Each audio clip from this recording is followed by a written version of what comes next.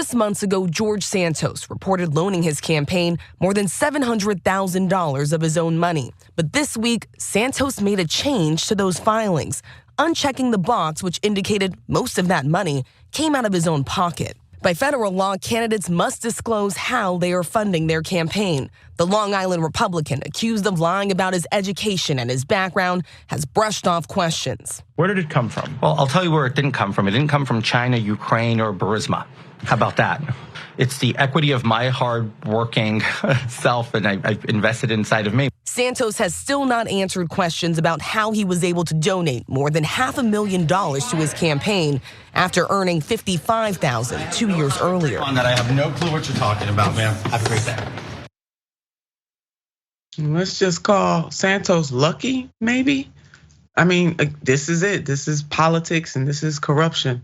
The question continues to pile up for Representative Santos. I can't believe I'm saying that, but that's the man's title. But what won't make McCarthy take any action? Let's roll the clip.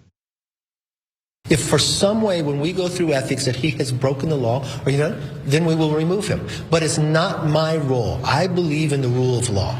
A person's innocent until proven guilty. Lord have mercy. This is about ethics. This is about morality. This is about this man deceiving the voters of that district. And all McCarthy cares about is the title of Speaker of the House of Representatives. Ben, I mean, we can't make this stuff up. I mean, it seems like a tragedy, a comedy. I don't know what to call this.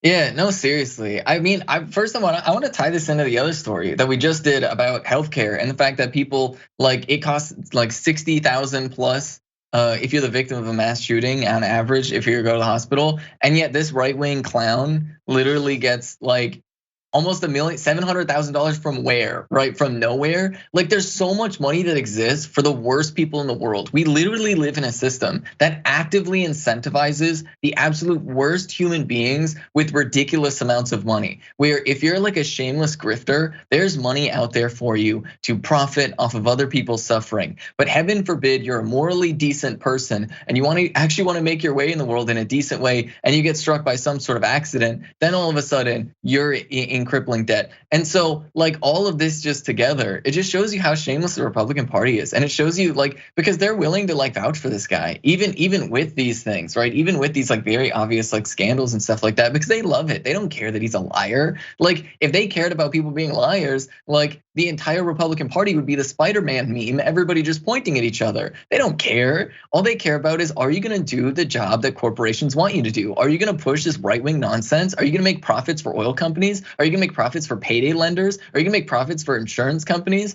That's what they care about. They don't care about like dishonesty or anything like that. And like that's what's so funny about this, because we live in a country where Republicans will constantly talk about rule of law when it means keeping somebody in a position of power who very obviously doesn't deserve it. But then, of course, when you have corrupt police officers, when you have corrupt business owners, then all of a sudden rule of law becomes, well, I don't know if we would fine this company for this thing, like, they're such a good guy, or, oh, they're just this hardworking police officer. Then all of a sudden rule of law just goes out the window. So it's really, really interesting what Republicans mean when they say rule of law. It really seems like the law that they believe in is just their own personal interest.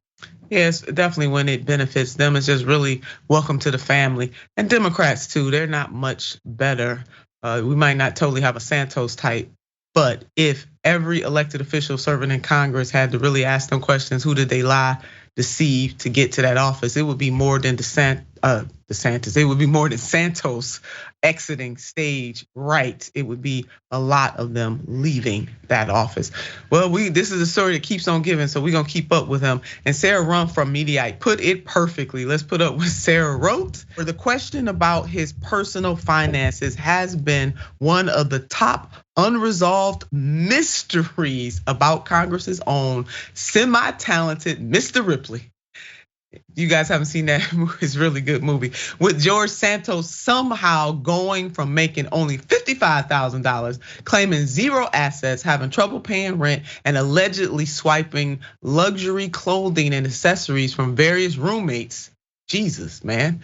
To being able to loan his campaign $700,000, baby, miracles happen. You just ask Representative Santos, baby. Manna falling from heaven. That's what happened to that brother. That money just fell down from heaven. That's how he was able to do it. And Sarah also went on to say that, Santos has claimed this amazing pile of moolah came from his absolutely wonderful talent in various business dealings and totally not from any sort of shady Russian oligarch or other nefarious character who might seek to buy their own pet congressman. Nope. All totally legit. You better go ahead on, Sarah. And a lot of these oligarchs, whether they're American oligarchs or Russian oligarchs, they got their pet elected officials. That's why it's legal in the United States of America to bribe politicians.